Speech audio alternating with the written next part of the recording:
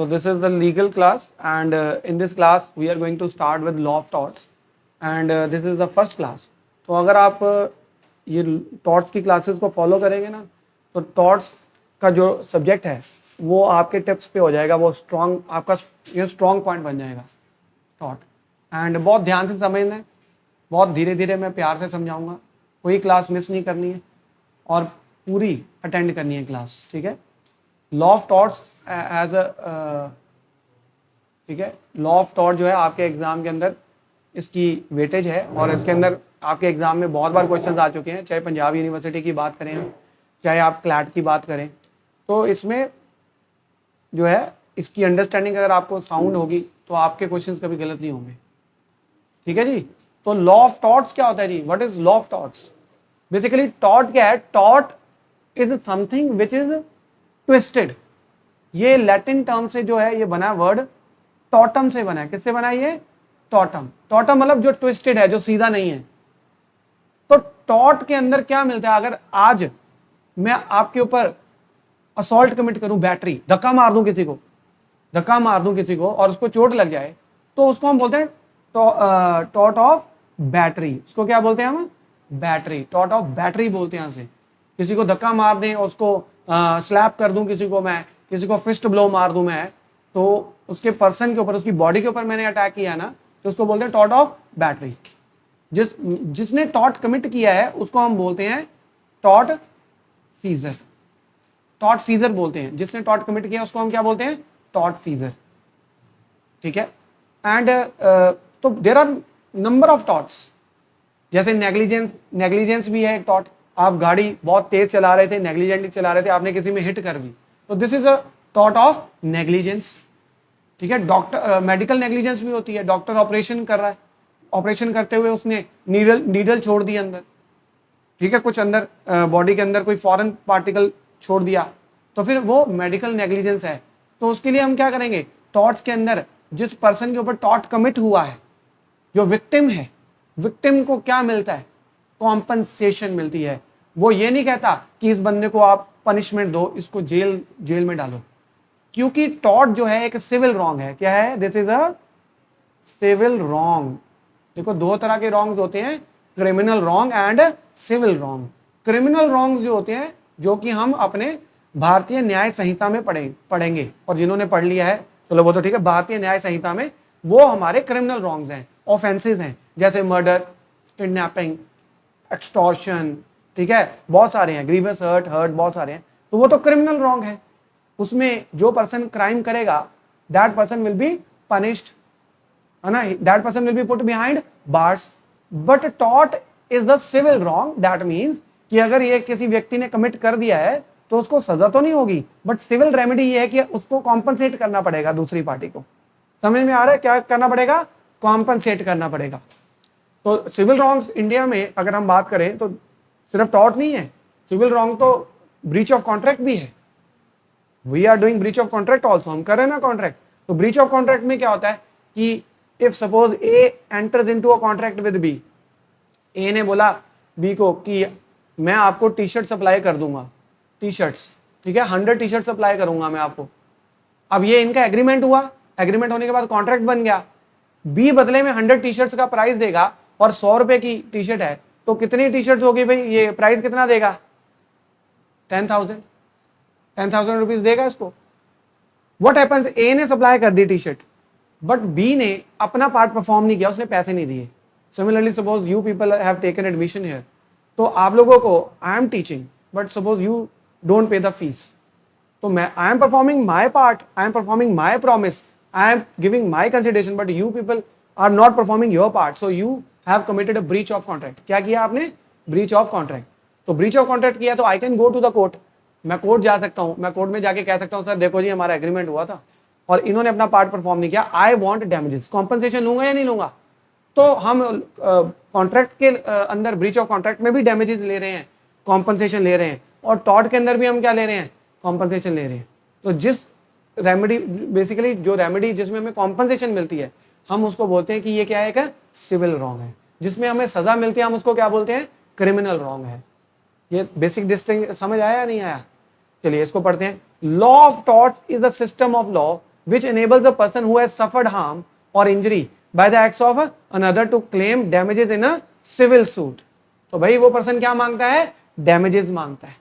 आज एक बंदा दूसरे पर्सन की डेफेमेशन कर दे, defamation, A commits a defamation of B, B के बारे में एलिगेशंस लगाए, उसके कैरेक्टर के बारे में, लोगों के अंदर बोले उसके बारे में, या न्यूज़पेपर में छाप दे, तो भाई बी तो बेचारा विक्टिम है, एग्रीव्ड पार्टी है, बोलो यस और नो. तो बी के पास दो ऑप्शंस हैं, या तो वो क्रिमिनल रेमेडी ले ले, क्योंकि डेफेमेशन करना एक ऑफेंस भी है इंडिया में. क्या है ये? एक राहुल गांधी के ऊपर ये लगा था ना डेफेमेशन का. राहुल गांधी ने वो वर्ड बोला था मोदी के बारे में. हाँ ठीक है. एंड या तो वो ए के अगेंस्ट ये बोले कि भाई इसको सजा होनी चाहिए, तो वो क्या फाइल करेगा?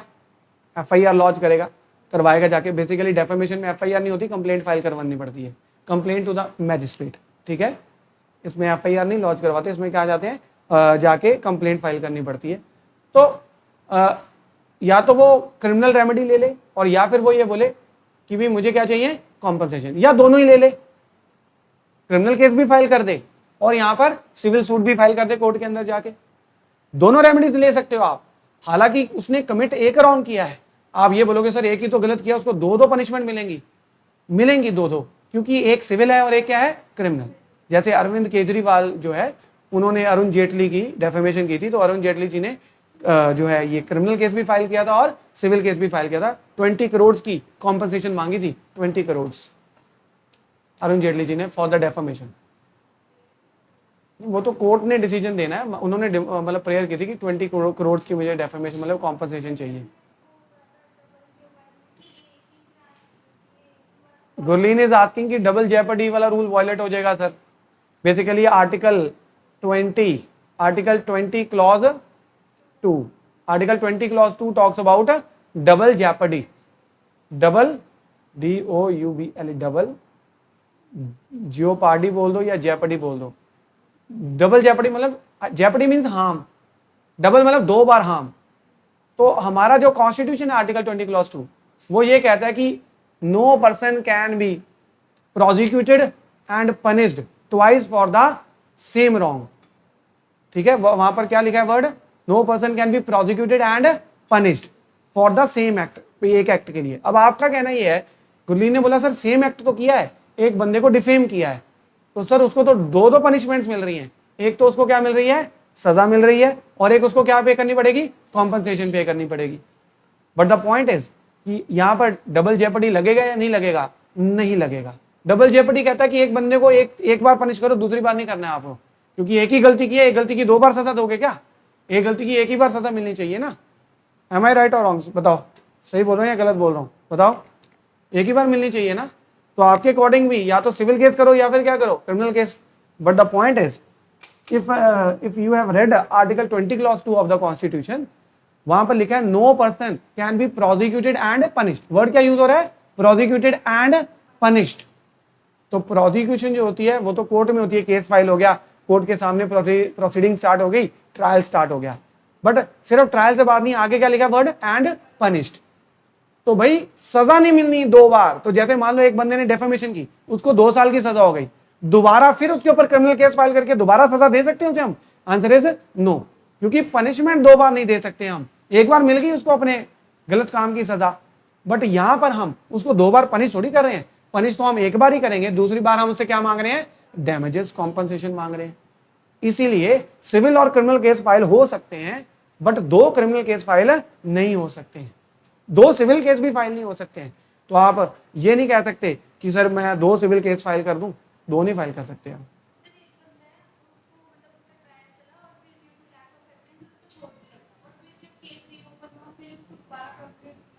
वो तो देखो, ये तो आप कॉन्स्टिट्यूशन का पूछ रहे हो ना मेरे से क्वेश्चन कि सर एक पर्सन का ट्रायल हुआ क्रिमिनल केस के लिए और लैक ऑफ एविडेंस की वजह से उसको हमने छोड़ दिया, तो एक्विट हो गया ना.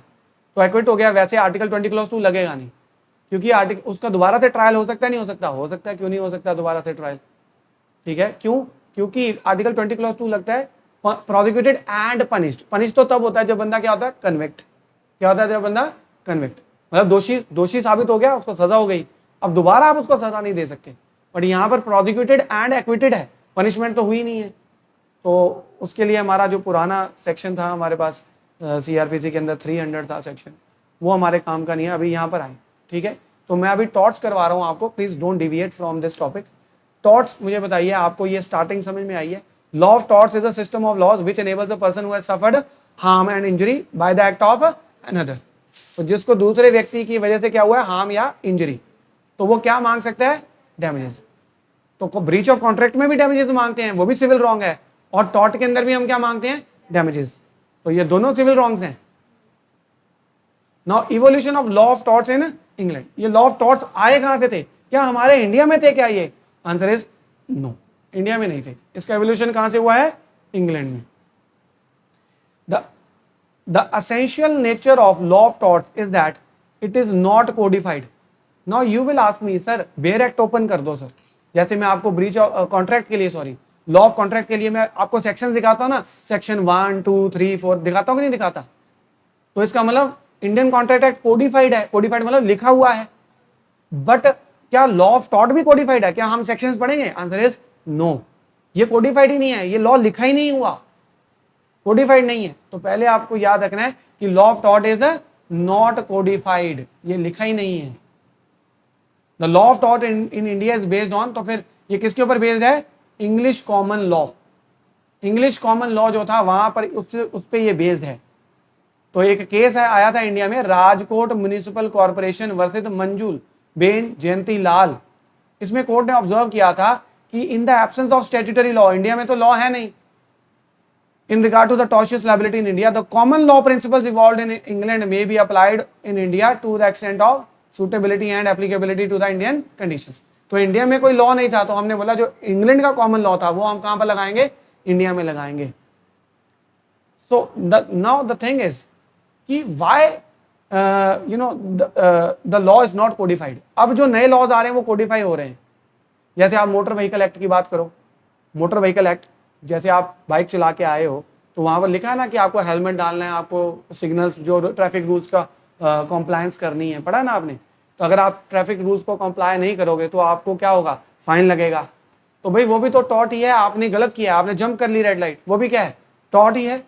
समझ में आई? दूसरों को आप खतरे में डाल रहे हो, आप गाड़ी में क्या जंप करोगे, दूसरे बंदे का जो आ रहा होगा वो तो ये सोचेगा कि मेरी ग्रीन लाइट है। तो भाई motor vehicle act in India वो क्या है? वो कोडिफाइड है, वो लिखा। अब जो नए लॉज आ रहे हैं वो क्या है? कोडिफाइड। बट पहले क्यों कोडिफाइड नहीं थे? क्योंकि there was very little legislation in the area in the tort. Why? क्यों लॉ क्यों नहीं बने? क्योंकि the simple reason is tortious liability can arise in number of ways and the number is so large that it is almost impossible to specify each and every act. Torts इतने प्रकार के हैं, इतने तरह से हो सकते हैं कि उसको हम स्पेसिफाई क्या करें, कैसे स्पेसिफाई करें? Because there are number of torts, और in the recent time some parts of the law of the torts have been codified. तो जैसे मैंने आपको मोटर व्हीकल एक्ट की बात करी, इसको कोडिफाई किया गया। अच्छा, इंग्लैंड में टॉर्ट्स की लिटिगेशन बहुत ज्यादा, बहुत लोग केस फाइल करते हैं। इंडिया में इतने ज्यादा टॉर्ट्स की लिटिगेशन नहीं है। क्यों? What is the reason? क्यों नहीं हम केस फाइल करते? Because lack of consciousness about one's rights and spirit of toleration. I don't think so कि टॉलरेशन अब हमारे बीच में रह गई है। टॉलरेशन तो नहीं है हमारे बीच में, ये तो चेंज हो गया पक्का। ठीक है, so therefore awarding of very low damages बहुत कम देता है कोर्ट, तो फिर इसलिए लिटिगेशन टॉर्ट्स की इंडिया में क्या है? कम है। The number of cases of injury in India, तो टॉर्ट्स कौन कौन से हैं जी बताइए? अनलॉफुल डिटेंशन, अगर हम किसी व्यक्ति को डिटेन कर लें, जाने ना दें, तो ये भी टॉर्ट है। उसके बाद क्या है जी? इंजरी टू और the death of the people, दूसरे बंदे को टक्कर मार दिया आपने, बाइक से मार दी टक्कर, या फिर आपने उसकी डेथ कॉज कर दी, ये भी क्या है? ये भी टॉर्ट है, ये क्राइम भी है। देखो एक चीज याद रखना, एक सेम एक्ट क्राइम भी हो सकता है और सेम एक्ट टॉर्ट भी हो सकता है। तो ये मत बोलना सर ये तो क्राइम होता है किसी की डेथ कॉज करना, तो overlapping will be there. Similarly adulterated food stuff, अब आप पैकेज ये लेते हो, आप कंज्यूम करते हो गुड्स, तो एडल्ट्रेटेड निकल आए कुछ हो जाए। कल ही हम पढ़ रहे थे एक पैसेज, डोनिग्यू वर्सेस स्टीवेंसन वाला केस, वो जिंजर बॉटल में से स्नेल निकल आई थी। देन क्या है आपका लिकर, मेडिसिन एक्सेट्रा। अच्छा, loss due to power cut, this is a tort. जिनकी इंडस्ट्रीज है, अब आज उन्होंने एक बहुत इंपॉर्टेंट परफॉर्म करना फंक्शन, ठीक है, इंडस्ट्री के अंदर, पीछे से पावर कट लगा दिया इन्होंने और बताया नहीं, और उनका बहुत सारा नुकसान हो गया। तो इसलिए आप याद रखना जब अब पावर कट लगते हैं ना, वो प्रायर नोटिस देते हैं कि कल को पावर कट लगेगा, कल सारा दिन लाइट नहीं रहेगी। इंडस्ट्री याद रखना कि वो देते हैं, वो नोटिस निकालते हैं, वेबसाइट पे चेक करना पीपीएसएल के। अगर वो नहीं निकालेंगे तो ये क्या हो जाएगा, टॉट हो जाएगा। ठीक है, लग सकता है, कोई भी टॉट करेगा तो लग सकता है। टॉट ऑफ नॉइज, नॉइज, अब आप जोर जोर से म्यूजिक बजा रहे हो, अपने घर में जोर जोर से म्यूजिक बजा रहे हो, तो I am not able to enjoy my property rights. क्या मैं आप सो पाओगे ऐसा, क्या आपने एंजॉय कर पाओगे, नहीं ना। तो फिर वो पर्सन हमारे अगेंस्ट क्या कर रहा है, टॉट। कौन सा, न्यूसेंस का। कौन सा कर रहा है वो, न्यूसेंस। जोर जोर से म्यूजिक बजाना, वहां से धुआं आता है हमारे घर में, दूसरे वाले घर से किसी से, या कोई व्यक्ति हमारे घर के पास कूड़ा फेंक रहा है, कूड़ा फेंक रहा है, वो भी तो क्या है, वो भी तो टॉट है। उसके घर से पानी आता है, हमारे घर में सीलन आ गई है सारी, हमारे घर में सीलन आ गई है सारी, ये क्या है, ये भी तो टॉट है। टॉट ऑफ न्यूसेंस पढ़ेंगे हम। So these are few examples of torts. Battery assault, बहुत सारे हम आगे जाके पढ़ेंगे हम। Now what is the purpose and function of law of torts. Function क्या है, इसका पर्पस क्या है। लॉ ऑफ टॉट exist for the purpose of preventing men from hurting one another, whether in respect of their property, या तो उनकी property को नुकसान नहीं पहुंचाना, ना ही उनकी पर्सन को, मतलब बॉडी को नुकसान नहीं पहुंचाना, और ना ही उनकी रेपुटेशन को कोई नुकसान पहुंचाना है। अच्छा, ये किस प्रिंसिपल पे बेस्ड है, तो नोट डाउन करिए, एल्ट्रम नॉन लेडर, that means to hurt nobody by word और डीड।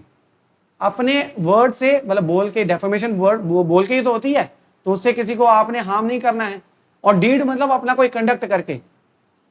तो इसका मेन प्रिंसिपल यही है, एल्टम नॉन लेडर, that to hurt nobody by word और डीड। एन एक्शन ऑफ टॉट therefore is usually a claim for pecuniary compensation. तो यूजुअली जो है टॉट के अंदर हम क्या मांगते हैं, pecuniary compensation in respect of the damage suffered as the result of the invasion means violation of the legally protected interest. So legally protected interest, I will share the PPT, don't worry, just give me a message, sir, share the PPT, I will share the PPT. ठीक है, but you have to remind me, sir, share the PPT. ठीक है। now हम बात करते हैं कि sir taught अगर किसी ने कमिट कर दिया तो सर हमारे पास रेमेडी क्या है। तो आप बोलोगे सर अभी तो बोला कॉम्पनसेशन है, बट क्या compensation, apart from compensation are there other remedies also, answer is yes, there are remedies. दो तरह की रेमेडीज हैं, एक है जुडिशियल रेमेडी, एक है extra judicial remedy. Judicial remedy जो कोर्ट से लेते हैं हम जाके, एक्स्ट्रा जुडिशियल रेमेडी जो हम खुद ही ले लेंगे रेमेडी, हम अपने लिए जो सॉल्यूशन है हम खुद ही ले लेंगे। अब ये मत बोलना कि उसने मेरी गाड़ी तोड़ी तो मैं उसको तोड़ दूंगी, ऐसे नहीं। एक्स्ट्रा जुडिशियल रेमेडी जो लॉ नहीं रिकॉग्नाइज की है कि आप ये कर सकते हो, जैसे फॉर एग्जांपल कि जैसे अगर हम किसी की प्रॉपर्टी में ट्रेसपास कर रहे हैं, तो कोई हमारी प्रॉपर्टी में अंदर आ रहा है विदाउट आवर परमिशन, हमारी परमिशन के बगैर, तो हम बोलेंगे कोर्ट में जाके सर इसने ट्रेसपास किया था, हमें कॉम्पनसेशन चाहिए। बट हम कोर्ट में जाने से पहले तो उसको खुद ही बाहर निकालेंगे कि निकल हमारे घर से बाहर, बोलो निकालेंगे कि नहीं निकालेंगे। तो हम उसको निकाल सकते हैं कि नहीं बाहर निकाल सकते, यस, वो हमारी रेमेडी है, हम उसको एविक्ट कर सकते हैं। समझ में आया, ये कौन सी रेमेडी हो गई, एक्स्ट्रा जुडिशियल रेमेडी। बट हम पहले बात करते हैं जुडिशियल रेमेडीज क्या मिलेंगी हमें टॉर्ट्स के अंदर। तो पहले तो है जी अवॉर्डिंग ऑफ डैमेजेस, ये तो हमें पता ही है। दूसरा क्या है जी, ग्रांटिंग ऑफ इंजंक्शन, ये बड़ा इंपॉर्टेंट रेमेडी है इंजंक्शन में। आपको बताऊं, इंजंक्शन का मतलब था टू इंजंक्ट, टू स्टॉप, किसी को रोकना। अब एक सिंपल सी मैं आपको एग्जांपल के थ्रू समझा देता हूं। सपोज करो कि एक पर्सन है, वो अपने घर के अंदर यहाँ पर ब्रिक ग्राइंडिंग मशीन लगा के बैठा है, ब्रिक, ईंटें तोड़ने वाली मशीन, ईंटें तोड़ने वाली मशीन लगाई है उसने। सारा दिन जो है ईंटों का जो पाउडर है वो उड़ उड़ के कहाँ आ रहा है, आएगा ही, यहाँ पर ब्रिक ग्राइंडिंग है तो धुआं तो उड़ेगा ही लाल रंग का, तो वो आपके घर में आता है। आपके घर के कर्टेन्स सारे रेड हो गए, आपके घर के सोफा सारा रेड हो गया, आपके कपड़े भी इवन रेड होने शुरू हो गए। तो भाई आपको तो प्रॉब्लम हो ही रही है, हो रही है कि नहीं, ये न्यूसेंस है। वो क्या कर रहा है हमारे अगेंस्ट, न्यूसेंस कर रहा है। तो अब आप कोर्ट में जाके डैमेजेस मांगेंगे कि सर देखो मेरा कितना नुकसान हो गया, मुझे डैमेजेस दिलवाओ। Suppose that person is a rich person, और वो कहता है ठीक है I am ready to pay the damages. Suppose court has granted you damages of 1 lakh rupees, तो आपने 1 लाख ले लिए। अगले दिन उसने फिर स्टार्ट कर ली, अगले दिन उसने फिर स्टार्ट कर ली, या माला आपको नॉइज आ रही है बार बार, आप सो नहीं पा रहे हो, उसने कॉम्पनसेशन दे दी। मान लो आप कह रहे हो सर मुझे इतनी नॉइज, मुझे डिफिकल्टी हो रही है, तो कोर्ट ने बोला ठीक है कॉम्पनसेशन दिला देते हैं। अगले दिन फिर स्टार्ट कर ली उसने, फिर धुआं आ रहा है आपके पास, फिर आवाज नॉइज आ रही है 24 घंटे, अब क्या करोगे? तो अब क्या डैमेजेस आपके लिए अप्रोप्रिएट रेमेडी है? Answer is no. आपके लिए अप्रोप्रिएट रेमेडी क्या है? इंजंक्शन, कि सर इसको क्या किया जाए? इंजंक्ट किया जाए कि स्टॉप दिस पर्सन। तो कोर्ट फिर ऑर्डर करेगी कि आप ये ब्रिक ग्राइंडिंग मशीन यहाँ पर नहीं चला सकते, ये रेजिडेंशियल एरिया है, आपको प्रॉपर एरिया में जाके जो कमर्शियल एरिया वहां चलानी चाहिए। No no no, you can claim damages as well as injunction both, और you can claim injunction only। But आप जब मांगने ही जा रहे हो तो दोनों ही मांग लो ना। फिर जब मांगने जा रहे हो, जो चीज कोर्ट से मांगोगे कोर्ट वो ग्रांट करेगा। अगर डैमेजेस नहीं मांगे, मान लो आपने इंजंक्शन मांग ली, देन आप फिर दोबारा केस फाइल करते हो कि सर मुझे डैमेजेस भी चाहिए थे, मैं भूल गया। ऐसे बार बार नहीं कर सकते आप केस एक केस के अंदर, क्योंकि फिर बात है ना, wastage of time of court भी तो है। एक ही बार में आपको जो रेमेडीज चाहिए आप मांग लीजिए। तो देख लें हमने कौन सी रेमेडी होती है, एक डैमेजेस, दूसरी क्या होती है?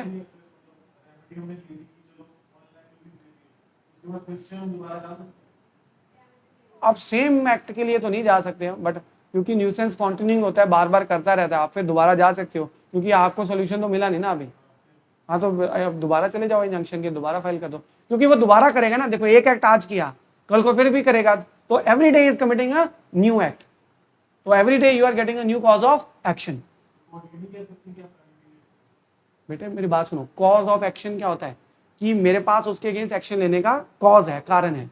तो अगर आज सपोज करो कॉन्ट्रैक्ट था, कॉन्ट्रैक्ट आपने ब्रीच कर दिया, तो मैं कोर्ट में जाऊंगा, एक बार ले लूंगा डैमेजेस।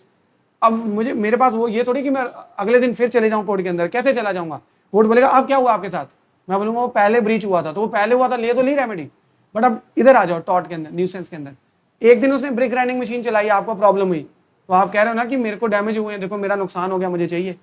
तो कॉज ऑफ एक्शन था, तभी तो गए हो कोर्ट के अंदर। फिर उसके बाद सेकंड डे फिर कॉज ऑफ एक्शन आ गया आपके पास, आ गया कि नहीं आ गया? बोलो। एक बंदे ने आज एक बंदे को थप्पड़ मार दिया, तो कॉज ऑफ एक्शन है कि नहीं? इसने मुझे सिंपल हर्ट कॉज कर दिया है, तो या तो उसके अगेंस्ट आप क्रिमिनल जो है रेमेडी ले लो, आप उसको सजा दिलवाओ, या फिर उसने थप्पड़ मारा, ये बैटरी तो है, तो आप डैमेजेस ले लो जाके। बट फिर अगले दिन 2 दिन बाद फिर मार दिया, तो क्या बोलेगा कोर्ट? आ तो गए थे, अब नहीं आ सकते आप। भाई दोबारा कॉज ऑफ एक्शन मिल रहा है ना आपको, बोलो यस और no. Again and again you are getting a cause of action. तो this is the second thing. Third is what? Third is restitution of property. तो बेसिकली मेरी प्रॉपर्टी मुझे क्या चाहिए? वापस चाहिए, रेस्टिट्यूशन ऑफ प्रॉपर्टी। इसके ऊपर अभी हमारा इतना काम नहीं है, आगे चलो। एक्स्ट्रा जुडिशियल रेमेडीज कौन सी हैं बताइए? एक्स्ट्रा जुडिशियल जो पार्टीज के पास अवेलेबल हैं, कोर्ट में जाने की जरूरत नहीं है, जैसे एक्सपल्शन ऑफ अ ट्रेसपासर। ट्रेसपासर को हम बाहर निकालेंगे या नहीं निकालेंगे? निकालेंगे हम। सिमिलरली डिस्ट्रेस डैमेज फीजेंट, ये क्या होता है? ये होता है कि जैसे मान लो कि आपकी प्रॉपर्टी में आके किसी ने नुकसान कर दिया, ठीक है? जैसे सपोज करो किसी की कैटल किसी के खेत में चली गई, कैटल, अब उसकी फसल खड़ी हुई थी, अब उसका तो नुकसान हो गया, सारी फसल तबाह कर दी, उजाड़ दी। अब उसने उसकी कैटल थी 15-20, उसने पकड़ ली सारी। वो कहता है ये सारा नुकसान हो गया। अब वो कहता है मेरे को जब तक तू नुकसान नहीं पे करता, मैं ये क्या कर रहा हूँ, तेरी मैं सीज कर रहा हूँ, ये तेरी कैटल्स मैं वापस नहीं करूंगा। तो ये क्या है? डिस्ट्रेस डैमेज फीजेंट, कि हाँ हम जब तक तू मेरा नुकसान नहीं वापस करता, मैं तेरे को ये चीजें वापस नहीं करूंगा। जैसे छोटे होते आपने क्रिकेट तो खेला ही होगा, तो बॉल मारी, आंटी के घर में गई, शीशा तोड़ दिया, है ना? आंटी बॉल तो दे दो, अब आंटी बॉल ना दे, वैसे बॉल को आप करो भी क्या, क्योंकि वो तो 30-40-50 रुपीज़ की होगी, नुकसान आपने ज़्यादा कर दिया। तो मतलब जस्ट एग्जांपल दे रहा हूँ कि वो आपकी चीज़ रख सकते हैं जब तक आप उनको कॉम्पनसेट नहीं करते, है आपकी चीज़ वो। Is that clear? बताइए। देन आगे, in a tort besides damages the court can grant injunction, ये हमने पढ़ लिया। स्पेसिफिक रेस्टिट्यूशन ऑफ प्रॉपर्टी, तो ये बेसिकली स्पेसिफिक रेस्टिट्यूशन क्या होता है मैं बताता हूँ आपको। ये थर्ड जो मैंने अभी बोला था ना, रिस्टोरेशन रेस्टिट्यूशन ऑफ प्रॉपर्टी, ये है कि मान लो कि मेरी प्रॉपर्टी आपने डिटेन कर लिया आज, आपने ये मेरा ये सपोज करो ये मेरा पेन है, ये पेन मेरा आपने डिटेन कर लिया। अब आप ये मेरा पेन नहीं दे रहे हो, ठीक है? आपने मेरे अगेंस्ट टॉर्ट किया है, टॉर्ट ऑफ डेटिन्यू। कौन सा किया है? डेटिन्यू, ठीक है? आपने डेटिन्यू का टॉर्ट किया, आप मेरे गुड्स नहीं दे रहे हो, तो मुझे तो मेरे गुड्स चाहिए कि नहीं चाहिए? चाहिए। अब आप कह रहे हो कि कॉम्पनसेशन ही मुझे चाहिए, क्योंकि एक रेमेडी तो क्या है? कॉम्पनसेशन ले लो। सर मैं तो नहीं इसका पेन दे रहा, इसको बोलो मेरे से कॉम्पनसेशन ले ले। वो कहता है मुझे नहीं कॉम्पनसेशन चाहिए, मेरे दादाजी का पेन है, मेरे को मुझे वही चाहिए। आई बात समझ या नहीं आई? तो फिर आप कोर्ट से डैमेजेस मांगोगे या बोलोगे कि मेरी प्रॉपर्टी रिस्टोर करवाओ, मुझे रिस्टोर करवाओ मुझे? तो फिर ये है रेस्टिट्यूशन ऑफ प्रॉपर्टी। समझ में आई बात या नहीं? आपकी इमोशनल वैल्यूज अटैच्ड हैं उस प्रॉपर्टी के साथ। एक ही मांगो, या तो रिस्टोरेशन मंगवा लो ना, डैमेजेस क्यों मांगोगे, रिस्टोरेशन करवा लिया आपने। Now the thing come is what is the nature and definition of a टॉट। डेफिनेशन क्या है इसकी? तो there is no precise definition of a टॉट, कोई टॉट की डेफिनेशन प्रिसाइज है ही नहीं। और ये मैंने आपको बोला था ये पेपर में आ सकता है पंजाब यूनिवर्सिटी के, कि taught is derived from Latin word क्या है, टॉटम। पंजाब यूनिवर्सिटी के एग्जाम में ही आता है। तो टॉटम की कोई, ये टॉट की कोई डेफिनेशन तो नहीं है, but it implies a conduct. तो टॉट क्या है? तो टॉट आपका एक ऐसा कंडक्ट है, चाहे आप एक्ट करो फिजिकल या बोल के या वर्ड्स के थ्रू, कोई ऐसा conduct which is not lawful but rather it is twisted, crooked और अनलॉफुल कह लो आप। तो मतलब मुड़ा हुआ गलत कोई कंडक्ट आपका, गलत कंडक्ट। न्यूसेंस में हम उस बंदे के घर में क्या कर रहे हैं कि नहीं कर रहे हैं, कि उसके घर के अंदर हम 24 घंटे म्यूजिक बजा रहे हैं अपने घर में, तो वो परेशान हो रहा है, न्यूसेंस कर रहे हैं ना अनलॉफुल काम। सिमिलरली किसी में गाड़ी ठोक देंगे, नेग्लिजेंस। सिमिलरली बैटरी, किसी को थप्पड़ मार दिया, धक्का मार दिया। Similarly taught of passing of, एक और टॉट होता है, कौन सा है उसका, क्या नाम होता है, पासिंग ऑफ। पासिंग ऑफ में पता क्या होता है, बड़ा काम का है ये। सपोज करो कि मैं एक मैन्युफैक्चरर हूं और मैं एक गुड्स मैन्युफैक्चर कर रहा हूं, और सपोज करो कि मैं बॉटल मैन्युफैक्चर कर रहा हूं, वाटर बॉटल। अब वाटर बॉटल मैन्युफैक्चर कर रहा हूं, मेरी एक थीम है कि मेरा जो ऊपर का कैप है बॉटल का वो ग्रीन कलर का होगा, मेरी बॉटल की शेप ये होगी, और उसके बाद यहाँ पर मेरा जो नाम है बॉटल का, उसका नाम है बिसलेरी। ठीक है, बिसलेरी। अब क्या हुआ, एक बंदे ने क्या किया, दूसरे पर्सन ने, उसने भी बॉटल बनानी शुरू कर दी, और उसने भी सेम कैप ग्रीन कलर का, सेम डिजाइन, और बिसलेरी की जगह उसने लिख दिया बेसलेरी। क्या लिख दिया यहाँ पर, बेसलेरी। अब मुझे बताइए, जो इतने अवेयर नहीं है लोग, जो लोग इतने अवेयर नहीं है, बहुत सटल सा डिफरेंस रखेगा वो नाम के अंदर, ताकि वो ये ना बोले कि तूने मेरा कैसे कॉपी कर लिया। समझ में आया? बिसलेरी की जगह क्या डाल दिया, बिसलेरी। अब जैसे KFC की जगह, है ना, KFC की जगह, तो ये KFC एक और खोल लिया उसने, बोला तो इसका KFC की फुल फॉर्म क्या है, KFC की पता है आपको? हाँ, तो यहाँ पर ये कई लोगों ने ऐसे KFC खोले हैं, मतलब खोला, ठीक है, और इसका नाम रख दिया, हाँ जी, बर्गर किंग, बर्गर किंग का भी आया सी, बर्गर सिंह, बर्गर किंग।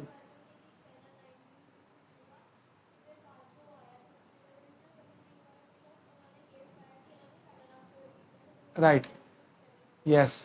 तो किंग फिशर कॉर्पोरेशन या कुछ भी ऐसा रख ले, कुछ भी KFC, कुछ भी किंग फिशर ठीक है, कुछ भी। तो समझ में आया टॉटम पासिंग ऑफ क्या है? ये मतलब इग्नोरेंट लोगों को बेवकूफ बना के अपनी सेल्स बढ़ाना चाहता है, ताकि उन लोगों को लगे कि हम किसी सेलिब्रेटेड मैन्युफैक्चरर का गुड्स बाय कर रहे हैं। ये क्या है, टॉट ऑफ पासिंग ऑफ। तो बेसिकली ये बताइए अनलॉफुल कंडक्ट है कि नहीं, बताइए ट्विस्टेड कंडक्ट है या नहीं, बताइए। तो ये टॉट है। अ टॉट is the violation of a right of a person. तो आप दूसरे पर्सन के राइट ब्रीच करो, ब्रीच ऑफ ड्यूटी है आपकी, ठीक है, by one person towards the another. For example, violation of duty not to injure the reputation. तो हमारी ड्यूटी, हम किसी की रेपुटेशन हार्म नहीं कर सकते, हम किसी को डिफेम नहीं कर सकते, ठीक है। तो अगर आप करेंगे तो it will result in the violation of duty and it is taught of defamation. अच्छा, ये भी क्वेश्चन आ सकता है कि पहला केस बताइए जहां पर वर्ड टॉट यूज किया था कोर्ट ने। तो ये वो उसका नाम है Bolton versus Hardy. Bolton versus Hardy के अंदर this was the first case in which the word taught was used. Now let us see some of the definitions of tort. Some of Bolton versus Hardy. BOULTN, Bolton versus Hardy. Let us see some of the definitions of tort.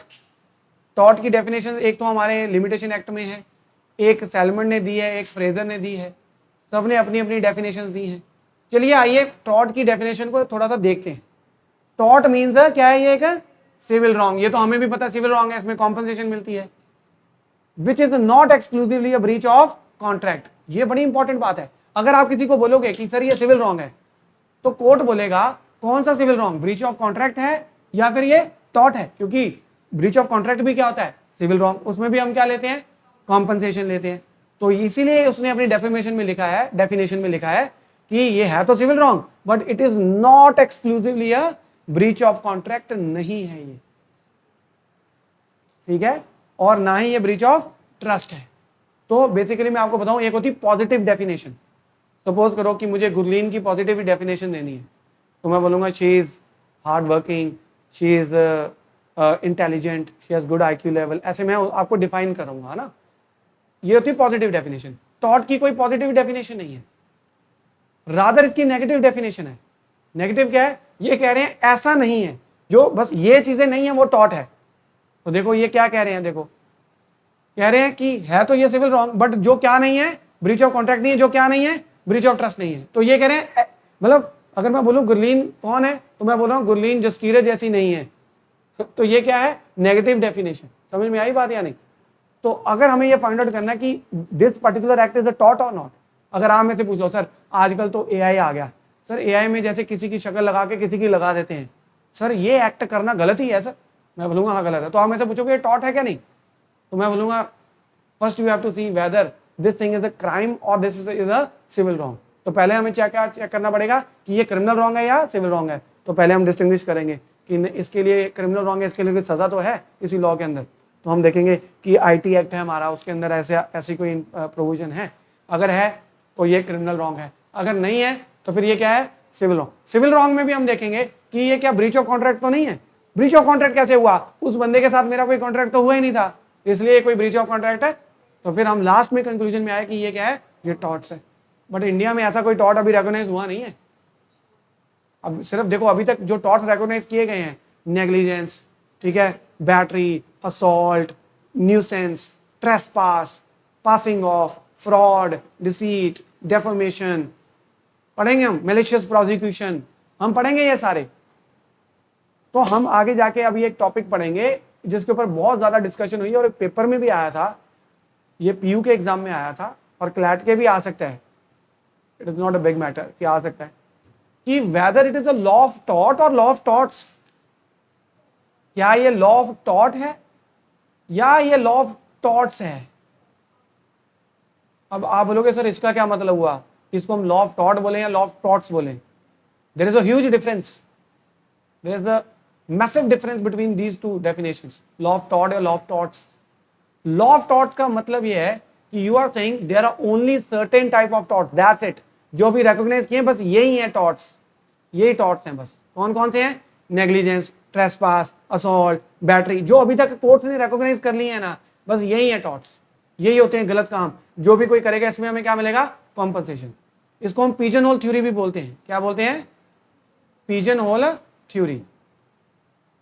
Pigeon whole theory बोलते हैं इसे, क्योंकि pigeon अपना घोंसला बना रही है, तो लाइक होल्स हैं। पिजन क्या है? होल्स। तो पिजन होल्स तो इतने ही हैं, बस इतने ही हैं, सर्टेन है, बस 10-15 ही हैं। बोलो यस और नो। अगर आप बोलोगे ये लॉ ऑफ थॉट है, तो आप ये कह रहे हो कि इट इज अनसर्टेन, कि भाई जो आज हैं वो तो है ही हैं, कल को एक नया टाइप का थॉट आ गया, वो भी थॉट माना जाएगा। समझ में आ रहा है? तो लॉ ऑफ थॉट से एक रिस्ट्रिक्टिव डेफिनेशन दे रहा है कि जो अभी तक रिकॉग्नाइज कर लिए वही है, एंड लॉ ऑफ थॉट क्या है? Broader definition. someday tomorrow there may be a new kind of thought जो आज तक कोर्ट ने रिकॉग्नाइज नहीं किया। जैसे मैंने अब AI की एग्जांपल ले ली, पहले AI नहीं था, AI से कितने टाइप के थॉट्स हो सकते हैं? बहुत तरह के थॉट्स हो सकते हैं।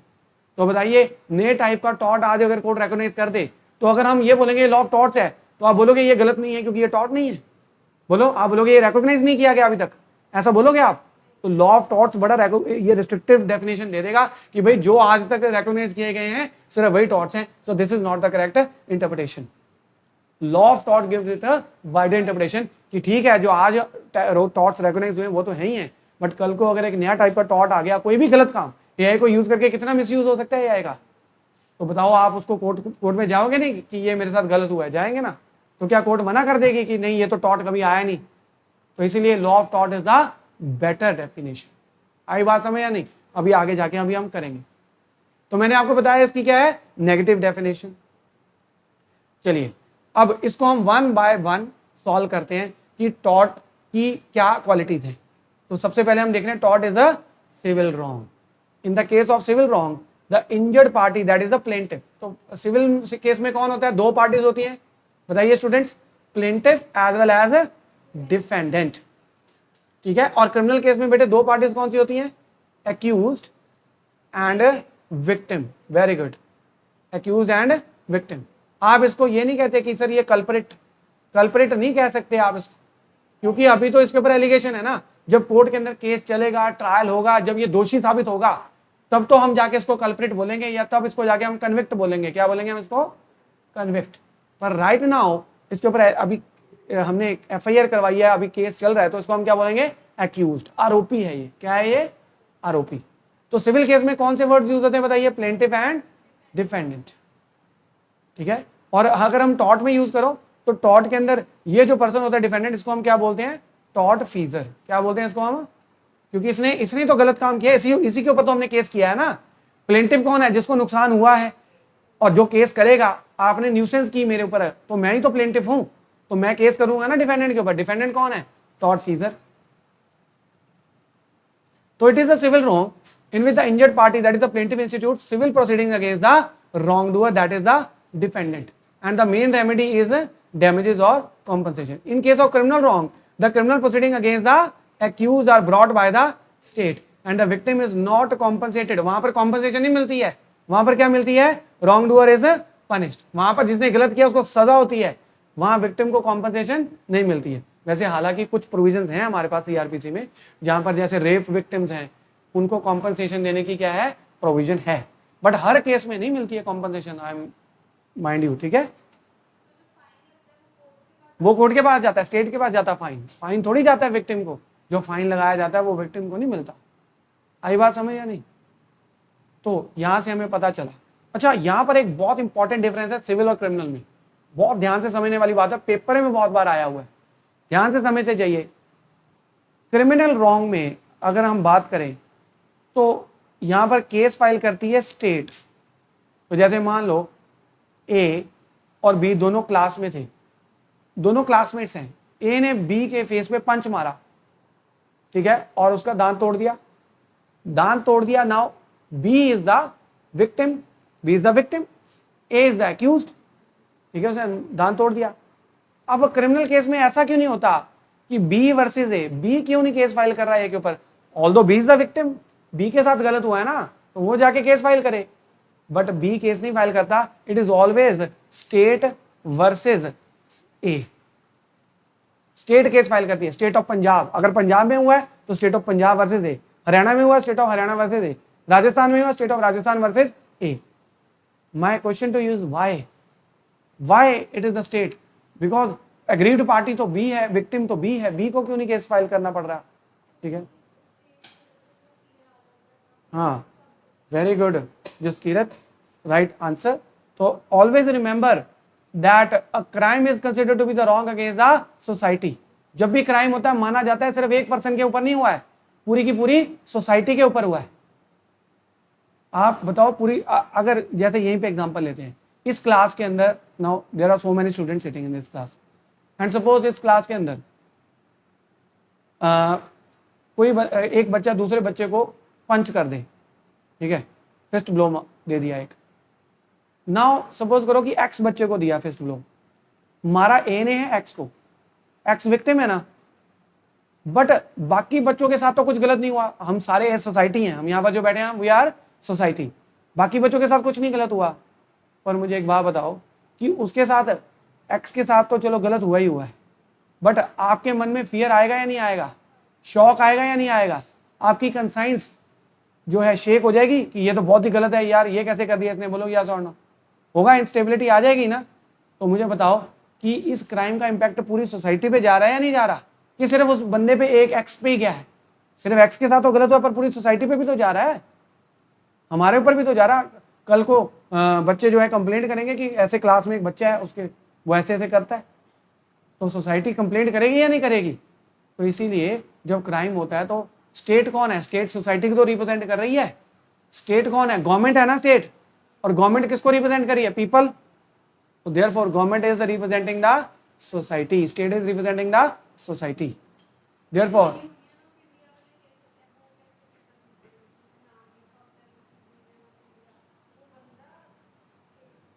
हाँ, यूनियन गवर्नमेंट के अगेंस्ट, सेंट्रल गवर्नमेंट के अगेंस्ट केस होते हैं जो। ठीक है, चलो ये is this clear to you. अब बात करें, ये क्रिमिनल की बात है। Now what about torts? Torts में कौन केस फाइल करेगा? तो याद रखना, टॉर्ट्स के अंदर जो विक्टिम है वही केस फाइल करेगा। टॉर्ट फीजर क्यों केस फाइल करेगा? टॉर्ट फीजर के तो ऊपर फाइल हुआ है ना, टॉर्ट फीजर तो रॉन्ग डूअर है ना। तो अगर ए ने बी की कार में ठोक दिया तो फिर बी विक्टिम है तो बी फाइल करेगा ना अपॉन ए। समझ में आई बात या नहीं? सिमिलरली कॉन्ट्रैक्ट की बात करो, ए और बी के बीच में कॉन्ट्रैक्ट हुआ था, ए और बी के बीच में कॉन्ट्रैक्ट हुआ था, बी ने ब्रीच कर दिया तो कौन केस फाइल करेगा? स्टेट फाइल करेगी? नहीं, ये सिविल मैटर है, ये आपस का मसला है आपका, उसमें हमें क्या लेना देना। आप मुझे बताओ, आप दोनों फ्रेंड्स हो, यहाँ पर आपके बीच में एग्रीमेंट हुआ था कि भाई ये आपको जो भी है प्रोवाइड करेगी, पेन ला के देगी, उसने नहीं ला के दिया। अब इससे बाकियों को क्या मतलब? बाकी तो अपने मस्त होके बैठे हैं, बोलो बाकी सोसाइटी के ऊपर कोई इंपैक्ट है? वो कहते हैं तुम्हारे खुद का मसला है।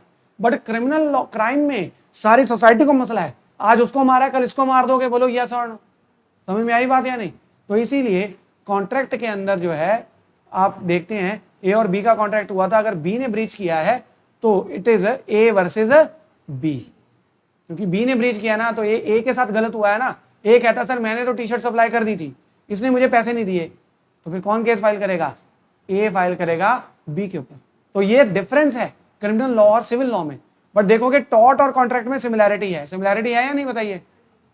इसको बोलते हैं एनफोर्समेंट ऑफ राइट्स। क्या बोलते हैं? Enforcement of rights. आप मुझे बताओ, क्रिमिनल लॉ भी हमें राइट्स दे रहा है, दे रहा है या नहीं दे रहा? बताइए, क्रिमिनल लॉ भी हमें राइट दे रहा है। आज मेरा कोई मोबाइल चोरी करके ले जाए तो मेरा क्रिमिनल राइट, जो क्रिमिनल लॉ ने मुझे राइट दिया था कि no one can commit theft of my property, तो किसी ने मेरी प्रॉपर्टी चोरी कर ली, तो जो चोरी कर ली अब मैं अपना राइट एनफोर्स करूंगा। एनफोर्स मतलब मेरा जो हक मिला है उसको जाके कोर्ट में जाके एनफोर्स करूंगा कि सर देखो मेरे साथ गलत हुआ है, बोलो यस और नो। एनफोर्स करूंगा ना मैं, बट मेरे बिहाफ पर मैं नहीं करूंगा एनफोर्स। कौन करेगा एनफोर्स? स्टेट करेगी एनफोर्स, गवर्नमेंट करेगी मेरे बिहाफ पे एनफोर्स, मैं नहीं जाऊंगा। तो इसीलिए मैंने बोला कि कौन केस करता है? स्टेट वर्सेस ए, गवर्नमेंट एनफोर्स करेगी। इसको हम बोलते हैं एनफोर्समेंट, एनफोर्समेंट इन रेम। क्या बोलते हैं? Enforcement in rem. Enforcement in rem का मतलब है कि हमारा राइट एनफोर्स कौन करेगा? इन रेम मतलब world society, world at large. क्या बोलते हैं इसको? World at large. देखो दो वर्ड्स होते हैं, ये पेपर में आया था क्वेश्चन कि what is the meaning of in rem and what is the meaning of in personam. Personam का मतलब होता है बिटवीन टू पार्टीज, और इन रेम मतलब होता है against the world at large, पूरी दुनिया। तो मुझे बताइए, क्रिमिनल राइट्स जो हैं वो एक इंडिविजुअल एनफोर्स करता है या सोसाइटी एनफोर्स करती है? बताओ, सोसाइटी। तो इसीलिए हम बोलते हैं क्रिमिनल राइट्स की एनफोर्समेंट जो है वो इन रेम होती है। क्या होती है? इन रेम होती है।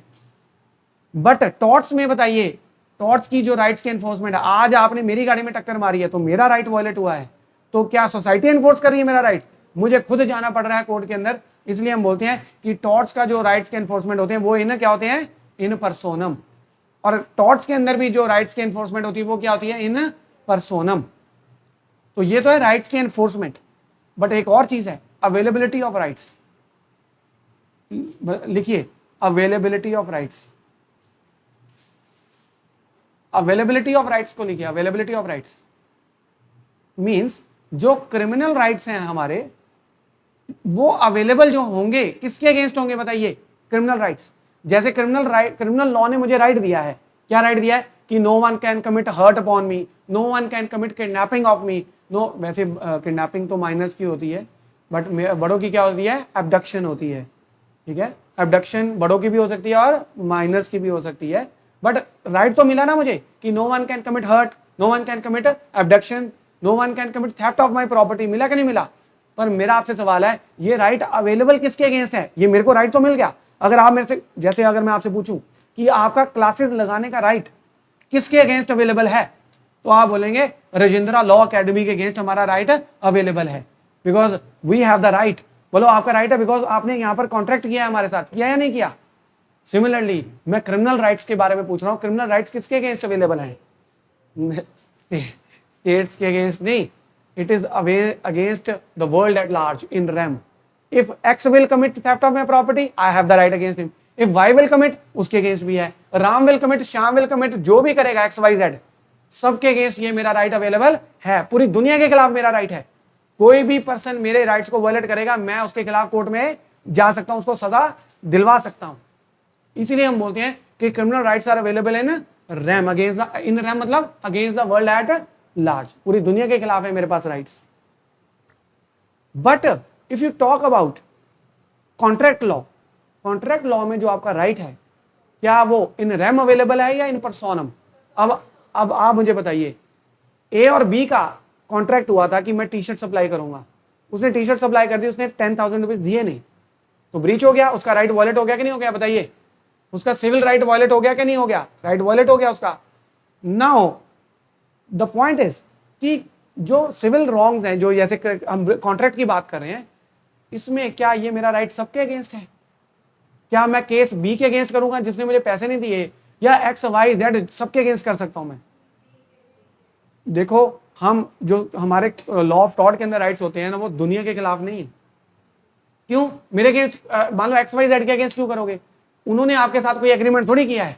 बोलो, उन्होंने तो नहीं किया ना, उन्होंने आपके साथ कोई रॉन्ग नहीं किया। आप ये नहीं कह सकते कि बी ने पैसे नहीं दिए तो चल तू दे मुझे, उसका तो कोई ड्यूटी नहीं है ना, उसकी तो कोई ड्यूटी नहीं है। तो इसीलिए टॉर्ट्स के अंदर हमारे राइट्स इन पर्सोनम होते हैं, जिनके साथ हमारा कॉन्टैक्ट हुआ है उन्हीं के अगेंस्ट हमारे राइट्स अवेलेबल हैं। ये पॉइंट समझ में आया या नहीं आया? अब हम टॉर्ट्स की बात करते हैं। आप देखो, टॉर्ट्स के अंदर जो राइट्स अवेलेबल, जो राइट्स एनफोर्समेंट की अगर मैं बात करूं, एनफोर्स कौन करेगा? तो हम करते हैं इन पर्सोनम एनफोर्स होते हैं, उस बंदे को खुद करना पड़ता है जाके एनफोर्स। बोलो यस और नो। पर हम अवेलेबल की बात कर रहे हैं कि सर न्यूसेंस मेरे अगेंस्ट कोई करेगा तो सर सिर्फ एक पर्टिकुलर पर्सन के अगेंस्ट में एक्शन ले सकता हूं, या कोई भी करेगा सबके अगेंस्ट ले लूंगा मैं? तो याद रखना, टॉर्ट्स जो हैं, जो राइट्स टॉर्ट्स ने हमें दिए हैं, वो पूरी दुनिया के अगेंस्ट हैं, इन रैम अवेलेबल हैं। आप लॉजिकली सोचो, आज मैं आपके घर पे, मतलब धुआं जा रहा है मेरे घर से आपके घर में, तो न्यूसेंस हो रही है नहीं हो रही?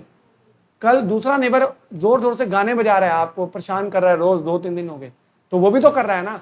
तो क्या सिर्फ मेरे अगेंस्ट ही राइट है या सबके अगेंस्ट है? जो करेगा न्यूसेंस सबके अगेंस्ट है ना। समझ में आई है बात या नहीं? तो इसीलिए it is available in RAM.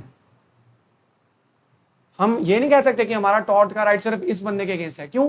क्योंकि आज मैं सड़क पे जा रहा हूं, मुझे क्या पता मेरे ऊपर कौन बैटरी कर दे, मुझे क्या पता मुझे कौन धक्का दे दे जाके, मुझे पता है क्या? मैं पहले प्री डिटरमिन तो नहीं कर सकता ना, नहीं कर सकता ना। तो जो भी मेरे अगेंस्ट बैटरी करेगा, सबके अगेंस्ट है मेरे पास राइट। तो अब आप मुझे बताइए सिमिलैरिटी एंड डिसिमिलैरिटी। चलिए यहां पर हम लिख के देखते हैं कि अगर सबसे पहले हम क्रिमिनल लॉ की बात करते हैं, क्रिमिनल लॉ के जो राइट्स हैं एनफोर्स कौन करता है? बताइए, इन रैम। टॉर्ट्स के राइट एनफोर्स कैसे होते हैं? इन पर्सोनम। जिसके साथ गलत हुआ है वही एनफोर्स करेगा, केस करेगा वही। अवेलेबल की बात नहीं मैं कह रहा, एनफोर्समेंट की बात कर रहा हूं मैं। केस कौन करेगा? एनफोर्स। सिमिलरली कॉन्ट्रैक्ट के राइट्स कौन एनफोर्स करेगा? वो भी इन पर्सोनम, जिसके साथ गलत हुआ है वही करेगा। अब मैं पूछ रहा हूं, क्रिमिनल राइट्स अवेलेबल किसके अगेंस्ट हैं? किसी एक बंदे के अगेंस्ट या against the world at large? तो इसलिए it is available in RAM.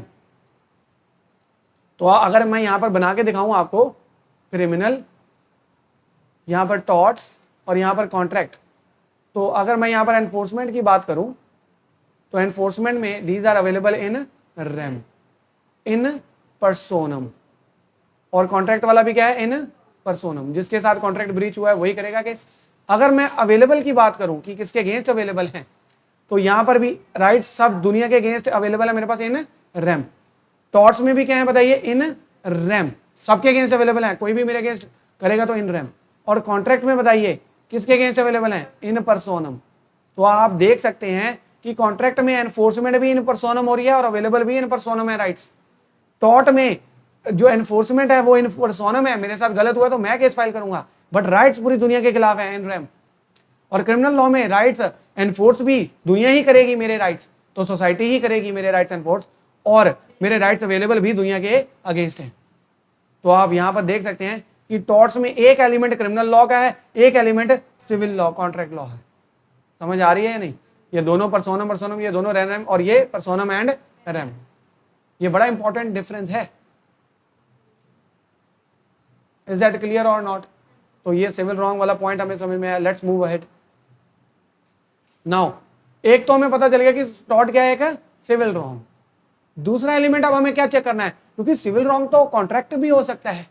अगर आप ये बोलोगे कि तूने मेरे अगेंस्ट सिविल रॉन्ग किया है, तो पता कैसे चलेगा कि वो टॉर्ट है या कॉन्ट्रैक्ट? तो हमें क्या चेक करना पड़ेगा? सेकंड एलिमेंट बताइए कि tort is other than the mayor breach of a contract. वो कॉन्ट्रैक्ट ब्रीच ऑफ कॉन्ट्रैक्ट नहीं है, मेरा इसके साथ कोई कॉन्ट्रैक्ट नहीं हुआ था।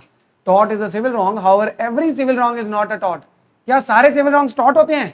नहीं, कुछ सिविल रॉन्ग्स तो कॉन्ट्रेक्चुअल रॉन्ग्स भी तो होते हैं।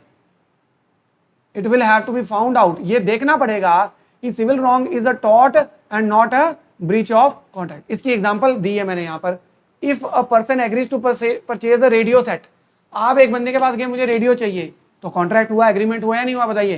उसने बोला मुझे रेडियो चाहिए, उसने बोला इतने पैसे चाहिए, तो एग्रीमेंट है। And thereafter does not fulfil his obligation, तो उसने रेडियो नहीं दिया। The wrong will be a mere breach of a, ये ब्रीच ऑफ कॉन्ट्रैक्ट है, ये टॉर्ट नहीं है, क्योंकि आपका और उसका क्या हुआ था? एग्रीमेंट और कॉन्ट्रैक्ट हुआ था। और लास्ट एलिमेंट है tort is redressable by an action for unliquidated damages. तो हमें रेमेडी क्या मिलती है जी? डैमेजेस मिलती हैं। बट ये पेपर में बहुत बार आया है, पंजाब यूनिवर्सिटी के पेपर में भी आया और क्लैट में भी आएगा कि भाई टॉर्ट के अंदर हमें डैमेजेस तो मिलते हैं, बट वो डैमेजेस क्या होते हैं बताइए? अनलिक्विडेटेड। अनलिक्विडेटेड का मतलब होता है not pre determined. Pre determined मतलब पहले से नहीं डिसाइडेड है, पहले से नहीं डिसाइड कि कितने डैमेजेस चाहिए। वेयर एज कॉन्ट्रैक्ट के अंदर लिक्विडेटेड डैमेजेस हो सकते हैं। क्या हो सकते हैं? लिक्विडेटेड।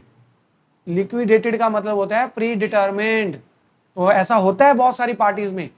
आप देख लेना, कभी आपने कॉन्ट्रैक्ट पढ़ा होगा ना, तो दो पार्टीज के बीच में अगर कॉन्ट्रैक्ट हो रहा है, अगर दो पार्टीज के बीच में कॉन्ट्रैक्ट हो रहा है, तो अपने कॉन्ट्रैक्ट में टर्म्स लिखते हैं कि भाई तू मुझे ये सप्लाई करेगा, मैं तुझे इतने पैसे दूंगा, इतने दिन तक सप्लाई हो जाना चाहिए, किस डेट पे सप्लाई होगा, सब कुछ टर्म्स है।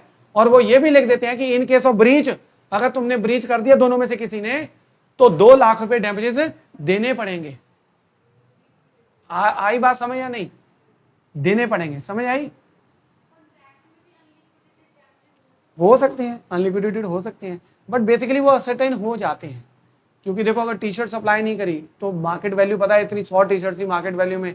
जैसे मान लो कि ए ने बी को टी शर्ट सप्लाई नहीं करी, उसने उससे कॉन्ट्रैक्ट किया कि 100 टी शर्ट मुझे सप्लाई करनी है, और 100 टी शर्ट पर एक टी शर्ट का प्राइस है 100 रुपीज, तो 10,000 हो गया। ठीक है, अब उसने टी शर्ट सप्लाई नहीं की तो ब्रीच कर दिया ना, वो तो रेडी था पैसे पे करने के लिए। तो अब ये पर्सन मार्केट में जाएगा, इसको on the spot T shirt मिल रही है 120 रुपीज की। कितनी मिल रही है? तो इसको कितना पे करना पड़ गया? तो इसको कितने एक्स्ट्रा पे करने पड़े? तो ये बोलेगा ना कि मुझे इसके ब्रीच की वजह से मुझे परेशानी हुई है, देखो इतने मुझे एक्स्ट्रा पे करने पड़े। और जो उसको कोर्ट के अंदर केस वगैरह, चलो उसकी तो कॉस्ट मिल जाएगी। क्या मिल जाएगी? उसकी कॉस्ट, जो केस वगैरह किया उसकी तो कॉस्ट मिल जाती है कि सर केस किया, एडवोकेट का खर्चा, सब वो तो मिल जाती है। बट डैमेजेस कितने हुए? उस ब्रीच की वजह से उसको नुकसान कितना हुआ ये बताओ? 2,000 हुआ, तो मिल जाएगा। फिर क्या हुआ? समझ में आई बात या नहीं?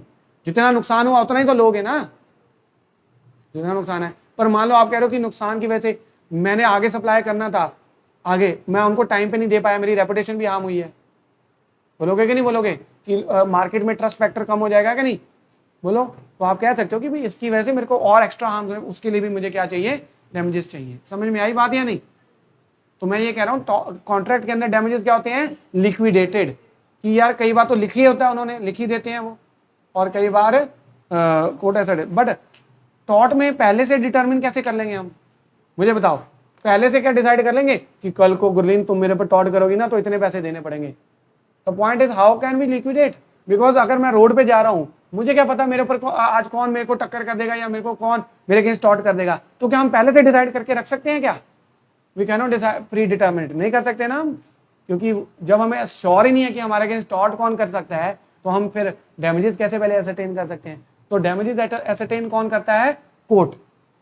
और मैं आपको बताऊं, डैमेजेस एसरटेन करने के लिए बहुत सारे फैक्टर्स होते हैं। ऐसा नहीं है कि टॉर्ट के अंदर डैमेजेस सर फिक्स्ड मिलते हैं, ऐसा नहीं। एसरटेन करता है कोर्ट, करता है। कोर्ट कैसे करेगा? जैसे मैं आपको एक बहुत सिंपल सी एग्जांपल देता हूं। जैसे अब वो अरविंद केजरीवाल और अरुण जेटली जी का केस लगा हुआ। अब अरुण जेटली जी ने कितने मांगे हैं डैमेजेस? 20 करोड़। 20 करोड़, ठीक है। अब 2 एग्जांपल लेता हूं। ए ने बी की डेफर्मेशन की, B is the rickshaw puller, क्या है वो, रिक्शा पुलर। और सिमिलरली ए ने अरुण जेटली जी की डेफर्मेशन की, ठीक है। तो ए ने रिक्शा पुलर की डेफर्मेशन की, ए ने अरुण जेटली की डेफर्मेशन की, दोनों ने 20 करोड़ कॉम्पनसेशन मांगी है। रिक्शा पुलर भी क्या कह रहा है, मुझे क्या दिलवाओ, 20 करोड़, और अरुण जेटली जी भी कह रहे हैं 20 करोड़ दिलवाओ। अब कितने डैमेजेस हुए हैं ये तो कोर्ट एसरटेन कर दिया, पता कैसे, कि भाई आपको हार्म कितना हुआ है, कैसे, वो कैसे पता चलेगा भाई, on the basis of the social standing of that person, उस बंदे की समाज में कितनी प्रतिष्ठा है। अब एक रिक्शा पुलर को कितने, देखो डेफेमेशन का मतलब होता है कि मेरी मान हानि कर दी, कि मेरे कैरेक्टर के बारे में लोग मेरे बारे में गलत सोच रहे होंगे। तो एक रिक्शा पुलर की कितनी सोशल स्टैंडिंग होगी बताओ, जो उसके रिलेटिव्स हैं, जो थोड़े बहुत जानते हैं वही है ना, जो उनके नोन में, वही इसके बारे में गलत सोचेंगे ना।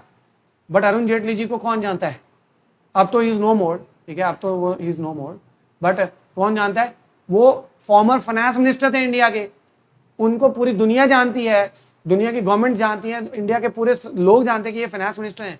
तो उनकी सोशल स्टैंडिंग कितनी है, बहुत ज़्यादा है। तो वहाँ पर कोर्ट 20 करोड़ भी कॉम्पनसेशन दे सकता है, क्योंकि उनकी रेपुटेशन हार्म हुई है, इतने लेवल की हुई है। बोलो यस और नो, समझ में आई बात या नहीं।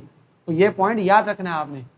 चलिए, damages is the most important remedy. The term unliquidated means something which is not previously predetermined, नहीं है, जो कि fixed नहीं है, but it is left to the discretion of the court.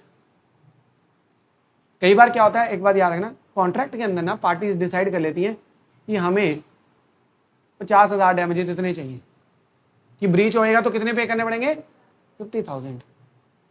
तो 50,000 से ज्यादा तो नहीं कोर्ट दे सकता।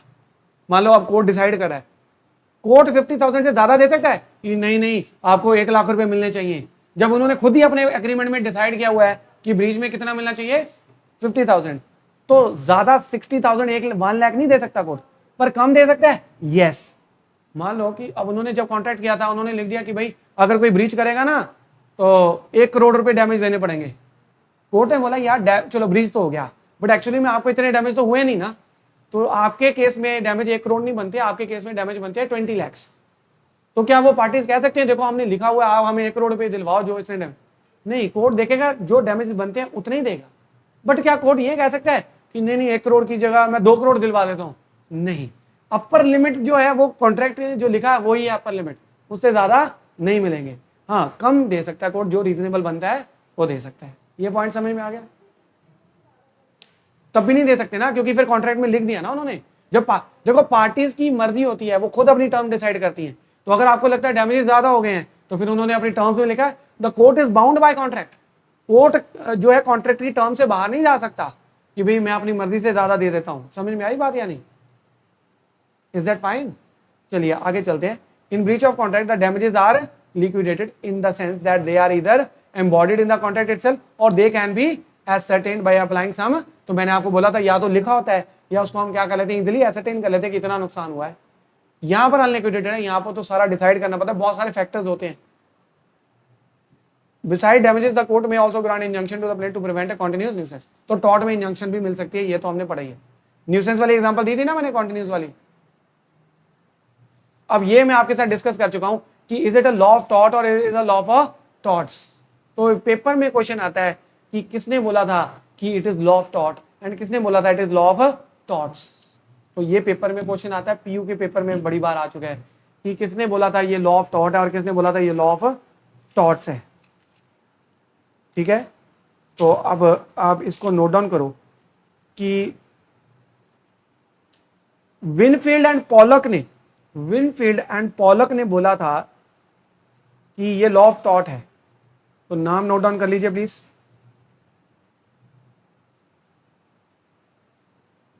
विनफील्ड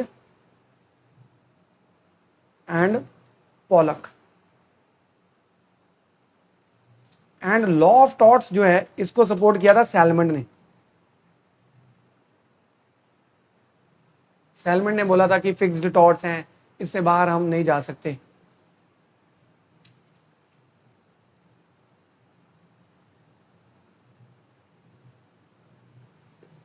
ठीक है, तो मैं इसके ऊपर अब ज्यादा टाइम नहीं लगा रहा, ये आपको मैं पीपीटी शेयर कर दूंगा, इसका क्रक्स मैंने आपको बता दिया है ना। लॉ ऑफ टॉर्ट और टॉर्ट समझ गए ना। तो जैसे law of theory of tortious liability, तो यहाँ पर दो थ्योरीज जो मैंने आपको थोड़ा सा एक बता देता हूँ पॉइंट, बस फिर आगे चलता हूँ। All injuries done by one person to another are torts unless there is some. तो जो ये फर्स्ट थ्योरी है जो किसने दी है, विनफील्ड ने दी है, इसका मतलब ये क्या है, लॉ ऑफ टॉट। तो यहाँ पर इसने बोला कि एक बंदा दूसरे के कुछ भी गलत कर दे, बस उसके पास अगर कोई जस्टिफिकेशन नहीं है ना करने की, तो वो हम उस सबको क्या मानेंगे, टॉट्स। तो अगर आज आपने मेरे साथ कुछ गलत कर दिया जो कि पहले से टॉट रिकॉग्नाइज नहीं है, बट है आपने जो मेरे साथ किया है वो गलत है, तो फिर आप उसको टॉट मानोगे या नहीं मानोगे, तो ये वो टॉट है। तो there are definite number of torts outside which liability टॉट डज नॉट। तो दो तरह की थ्योरी,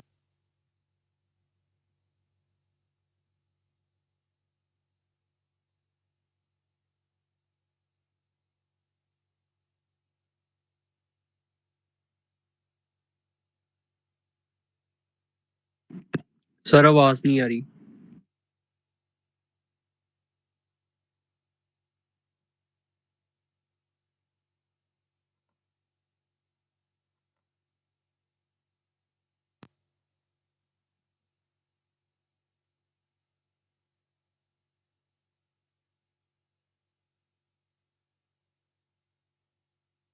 क्या आवाज आ रही है, ठीक है, am I audible? Yes sir. चलिए जी, फर्स्ट थ्योरी के मुताबिक जो कह रहा है कि लॉ ऑफ टॉट है, मतलब कुछ भी गलत करोगे तो उसमें क्या होगा, if I injure my neighbour he can sue me in टॉट whether the wrong happens to have a particular name और नॉट। चाहे उसका नेम हो या ना हो, उसने मेरे साथ गलत किया तो मैं उसके अगेंस्ट केस कर सकता हूं या नहीं कर सकता, तो यही है। And I will be liable if I can not prove any lawful justification. तो मैंने गलत किया, मेरे पास कोई जस्टिफिकेशन नहीं है, तो मेरे को लायबल किया जाएगा। So this means all unjustifiable harms are tortious. सारे अनजस्टिफाइबल हार्म्स जो होते हैं वो क्या होते हैं, टॉर्शियस होते हैं। और इसको नोट डाउन करिए, एग्जाम में इतनी बार आ चुका है ना, ये इस बार भी आएगा एग्जाम के अंदर, पीयू के एग्जाम में और क्लैट के एग्जाम में, दोनों में इंपॉर्टेंट है। लिखिए, उबी जस इबी रेमीडियम, उबी जस इबी रेमीडियम, इसका मतलब होता है where there is a right there is a remedy. जहां पर राइट है वहां पर रेमेडी होगा, होगी रेमेडी वहां पर। अगर ये चीज ना हो ना, तो फिर इंडिया में राइट्स होने का कोई मतलब ही नहीं है। मुझे एक बात बताओ, आप लोगों का राइट है यहां पर क्लास अटेंड करने का, राइट है या नहीं बताइए? तो अगर कल को आपका राइट वायलेट हो जाए तो आपके पास कोई रेमेडी भी तो होनी चाहिए। रेमेडी यही है कि आप कोर्ट में जाएंगे, बोलो यस और नो, लेंगे नहीं ब्रीच ऑफ कॉन्ट्रैक्ट के लिए compensation.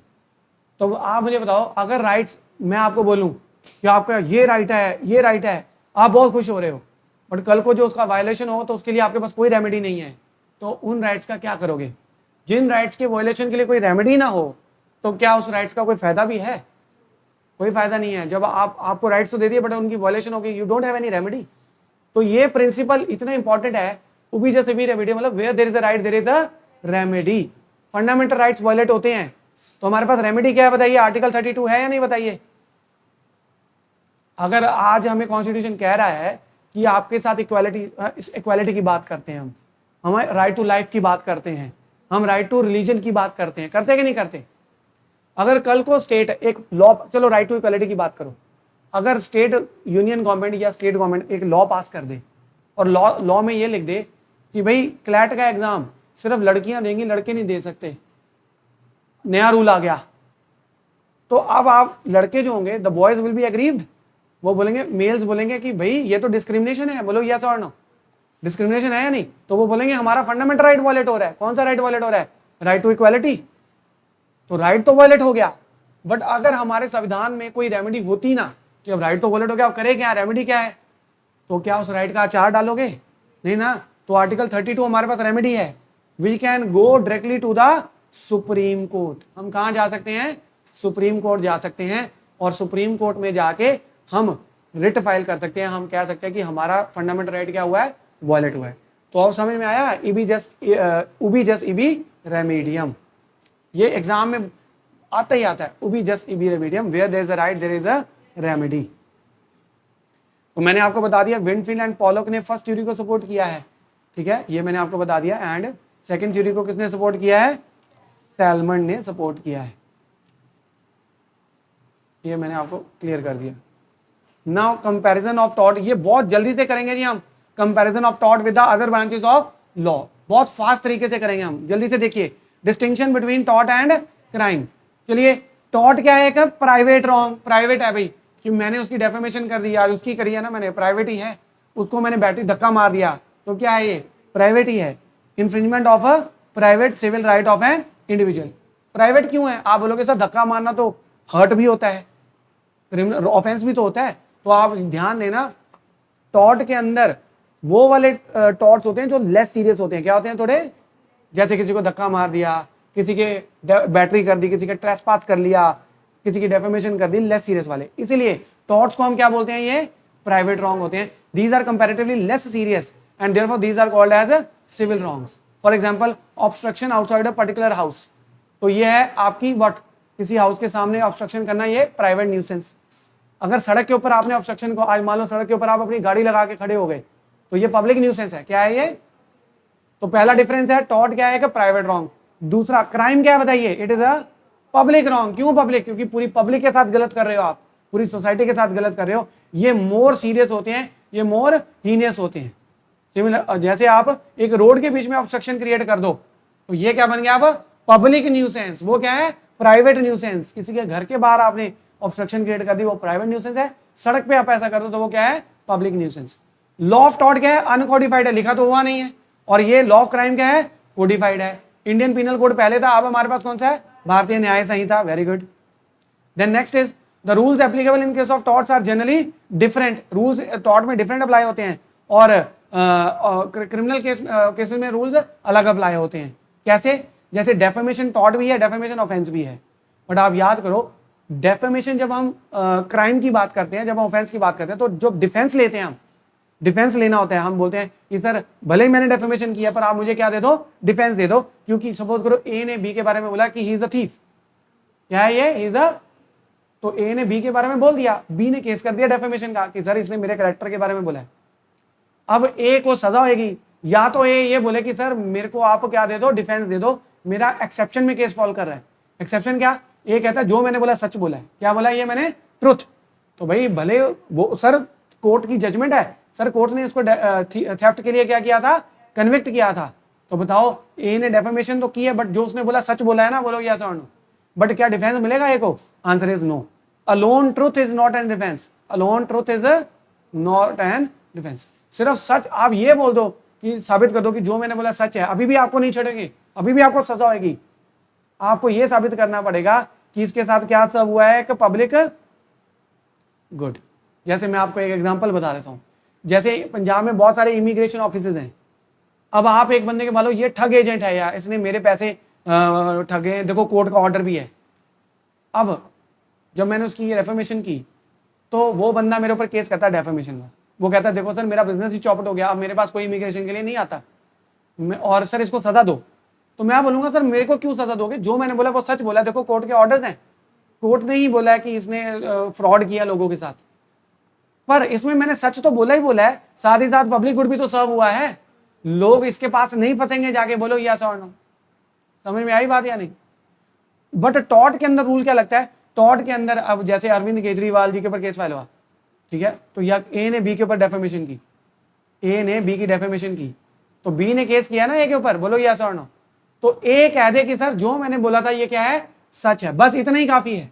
Alone truth is sufficient. यहां पर पब्लिक गुड प्रूव करने की कोई जरूरत नहीं है। उससे चाहे लोगों का भला हो या ना हो, हमें कुछ लेना देना नहीं है। जो मैंने बोला वो क्या बोला है? ट्रुथ है। ये भी डिफरेंस समझ में आया? रूल्स अलग अलग हैं कि नहीं? Similarly in tort intention of the wrong doer is not essential. Intention, अब आपने गाड़ी ठोक दी, आप बोलो सर जानबूझ के नहीं ठोकी, नेग्लिजेंट लग गई, तो क्या फिर आपको छोड़ देंगे? नहीं, कॉम्पनसेशन तो अभी भी देनी पड़ेगी। बट क्राइम में क्या होना चाहिए? मैंने इसकी मान लो बॉटल उठा ली, मैं बोलूंगा सर मेरी इंटेंशन नहीं थी, मेरी भी बॉटल इसी तरह की थी, सेम कलर था, सेम डिजाइन है, तो जब तक मेरी इंटेंशन नहीं होगी मेरे को सजा थोड़ी दोगे आप, बोलो यस और नो। इसको हम क्रिमिनल लॉ में क्या बोलते हैं बच्चों? बताइए। मेंस रिया। Very good. क्या बोलते हैं इसे हम? मेंस रिया का मतलब होता है गिल्टी माइंड। Guilty mind. आप सोचो ना, आपको क्लास में किसी ने पीछे से धक्का दिया, तो वो बेचारा खुद उसका बैलेंस बिगड़ गया था, उसने जब अपने आप को संभाला, आपको धक्का दे दिया उसने, तो बताओ उसका कोई गिल्टी माइंड था? आप उसको डांटोगे क्या क्या आप उसको फॉरगिव कर दोगे? फॉरगिव कर देंगे हम, है ना, क्योंकि उसका इंटेंशन नहीं थी, जानबूझ के उसने नहीं किया। पर यही उसने अगर जानबूझ के दिया, उसका गिल्टी माइंड हो, धक्का जानबूझ के दिया आपको डेलिबरेटली, तो बताओ अब तो आप बोलोगे ना, उसको स्कोल्ड करोगे ना। सिमिलरली क्राइम में भी ऐसे ही होता है, क्राइम में इंटेंशन होगी तभी सजा मिलती है। ठीक है, आगे देखिए, the suit has to be filed by, ये पॉइंट मैं आपको करा चुका हूं। टॉर्ट में सूट कौन फाइल करता है? By the injured party. और यहां पर क्रिमिनल केसेस में the suit is not brought by the injured party but by the state. ये मैं आपको करवा चुका हूं कि क्यों स्टेट फाइल करती है। डैमेजेस और कॉम्पनसेशन मिलती है यहाँ पर, लॉस जो सफर हुआ है। यहाँ पर क्या होता है? पनिशमेंट। यहाँ पर कॉम्पनसेशन मिलती है विक्टिम को, और वहां पर विक्टिम को कुछ नहीं मिलता, बट रादर रॉन्ग डोर को क्या मिलती है? सजा मिलती है। बट मैंने बोला था कुछ एक्सेप्शनल केसेस में कॉम्पनसेशन भी मिलती है, बोला था ना, रेप जैसे केसेस में, तो वो भी यहाँ पर एक्सेप्शन दे रखी है। सिमिलरली डिटेंशन कन्वर्जन जो है ये प्योरली सिविल टॉर्ट्स है, और डिकॉइटी, मर्डर, फॉर्जरी ये क्या है? प्योरली क्राइम्स है। Is that clear? बोलो यस और नो। देन सिमिलैरिटी क्या है फिर टॉर्ट और क्राइम में? सेम चीज, ये तो डिफरेंस था, सेम चीज क्या है बताइए? In both there is the violation of rights in, बताइए क्या है? रैम। मैंने करवाया था ना आपको कि पूरी दुनिया के अगेंस्ट हमारे पास राइट्स हैं, क्रिमिनल राइट्स, और टॉर्ट्स में भी पूरी दुनिया के अगेंस्ट हैं कि कोई भी मेरे अगेंस्ट टॉर्ट करेगा तो मैं उसके अगेंस्ट एक्शन ले सकता हूं। ये सिमिलैरिटी है या नहीं बताइए? और सिमिलरली इन सिमिलैरिटी क्या है कि कुछ टॉर्ट्स और कुछ ऐसे मिलेंगे जो दोनों ओवरलैपिंग है, वो क्राइम भी होगा और वो टॉर्ट भी होगा। ठीक है, जैसे डेफेमेशन है, ठीक है, तो असॉल्ट है जैसे, तो कुछ है जो सेम मिलेंगे आपको। और यहां पर हमने ये बात करी कि is it possible that same act done by the person may result into two wrongs? Yes, same act दो रॉन्ग्स भी हो सकता है, सेम एक्ट क्राइम भी हो सकता है, और सेम एक्ट क्या हो सकता है? टॉर्ट भी हो सकता है। ठीक है, the civil and criminal remedies in such case are not, इसको हम these are not alternative but they are concurrent. Alternative होता है कि या तो ये ले लो या तो ये ले लो, पर ऐसा नहीं है। मैंने बोला था हम दोनों रेमेडीज ले सकते हैं। ये क्या है? कॉन्करेंट रेमेडीज हैं। For instance if Z dig a ditch on the public road, अगर जेड ने गड्ढा खोद दिया पब्लिक रोड के ऊपर जिससे इनकन्वीनियंस हो रही है लोगों को, तो जेड ने क्या कमिट किया है? एक ऑफेंस किया है। ये ऑफेंस है क्योंकि ये प्राइवेट ऑब्स्ट्रक्शन नहीं है। पर उसमें से अगर वाई एक जो सड़क पे जा रहा था उस गड्ढे में गिर गया, जाके उस गड्ढे में गिर गया, falls into the ditch, thereby he gets injured. तो यहां पर लिखा है देयर बाय गेट्स इंजर्ड, जेड्स act also becomes a tort of private nuisance. तो फिर वो प्राइवेट भी बन गया। बताओ क्यों? देखो, सड़क पे गड्ढा खोद दिया ना, तो सारी पब्लिक परेशान हो रही है, तो वो ऐसा नहीं है कि उस सड़क से 1 लाख लोग निकल के गए तो 1 लाख केस आपके ऊपर फाइल हो गए, 1 लाख केस टॉर्ट्स के, जितने लोग निकले सबने आपके ऊपर किए। ऐसा नहीं हो सकता, क्योंकि वो टॉर्ट है ही नहीं, वो क्या है? क्राइम है, और क्राइम में तो स्टेट केस फाइल करती है। आई बात समझ या नहीं? बट यही अगर आप अब किस मान लो 2 लोगों के खिलाफ प्राइवेट टॉर्ट करो तो दोनों केस करेंगे आपके ऊपर। बोलो, अब ये जो आपने गड्ढा खोदा है सड़क के ऊपर, इस सड़क इस प्रॉब्लम से, इस न्यूसेंस से सारे परेशान हुए, तो सारे आपके ऊपर केस नहीं कर सकते, एक क्रिमिनल केस फाइल हो जाएगा। बट मान लो उस गड्ढे में वाई गिर गया जाके, अब बाकियों को तो परेशानी है कि उनको गाड़ी साइड से निकालनी पड़ी, बट एक बंदा है जिसको स्पेशल डैमेज हो गए हैं, कौन? वाई, वो उसके अंदर गिर गया है, तो वो अब आपके ऊपर टॉर्ट्स का केस फाइल कर सकता है। तो कहने का मतलब है कि वाई के पास दोनों रेमेडीज हैं। वाई जो है क्रिमिनल केस तो सारे मिलकर फाइल करेंगे ही करेंगे, बट वाई के पास एक एक्स्ट्रा रेमेडी क्या आ गई? तो याद रखना, प्राइवेट रॉन्ग्स अगर उसमें से उसको स्पेशल डैमेज हो गया ना, तो फिर वो आपके ऊपर क्या कर सकता है? टॉर्ट्स के अंदर कॉम्पनसेशन ले सकता है। Is that fine? तो ये तो डिफरेंस था टॉर्ट एंड क्राइम के बीच में। अब tomorrow we will start with distinction between tort and contracts. कुछ तो मैं अभी आपको बता ही चुका हूँ कि उसके राइट्स अवेलेबल इन रैम है, उसके राइट्स अवेलेबल इन पर्सोनम है, उसकी एनफोर्सेबिलिटी इन पर्सोनम है, इसकी भी एनफोर्सेबिलिटी इन पर्सोनम, ये सिमिलैरिटी है। Is that fine? तो कल करते हैं इसको कंटिन्यू, मिस मत करना ये वाले लेक्चर्स।